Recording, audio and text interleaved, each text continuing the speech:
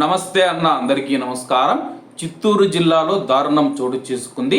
అనారోగ్యంతో ఉన్న భార్య చికిత్సకు ఆయన తన శక్తికి మించి ఖర్చు చేశారు. వైద్యానికి మరింత డబ్బు వెచ్చించడంతో బతుకుతుందో లేదో తెలియదని చెప్పలేమని వైద్యులు అనడంతో కుంగిపోయారు.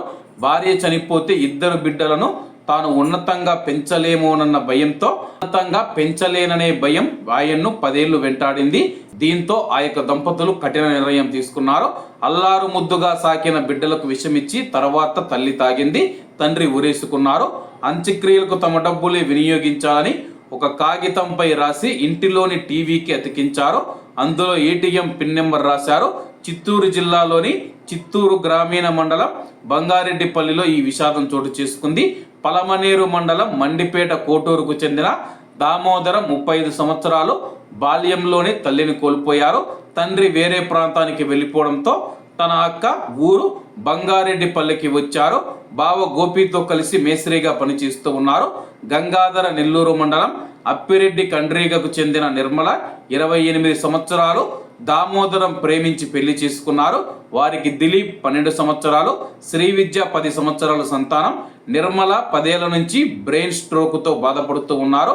ఏడాదిగా ఆమె ఆరోగ్యం మరింత క్షీణించింది. అప్పటికే అప్పులు పెరిగిపోయాయి. సీఎం సహాయ నిధి నుంచి ₹1,00,000 వచ్చినా సరిపోలేదు. ఇటీవల చెన్నైలోని ఒక ఆసుపత్రికి వెళ్ళగా 7 లక్షల రూపాయలు ఖర్చు అవుతుంది. అయినా కోలుకుంటారనే నమ్మకం లేదని చెప్పేసి వైద్యులు చెప్పారు. అప్పటి నుంచి భార్యాభర్తలు కుంగిపోయారు. తాము చనిపోతామని దామోదరం తరచూ అక్కకు చెప్పి బాధపడేవారు. తాము మరణిస్తే బిడ్డలు అనాథలవ్వకూడదని వారిని తమతో పాటు తీసుకెళ్లిపోవాలని దంపతులు ఆదివారం నిర్ణయించుకున్నారు. రాత్రి అక్క చిన్నాతో కలిసి 4 భోజనం చేశారు. అనంతరం తమ ఇంటికి వెళ్లి 2 చిన్నారులకు నిర్మల విషం తాగించింది. ఆ తర్వాత తాను తగ్గింది.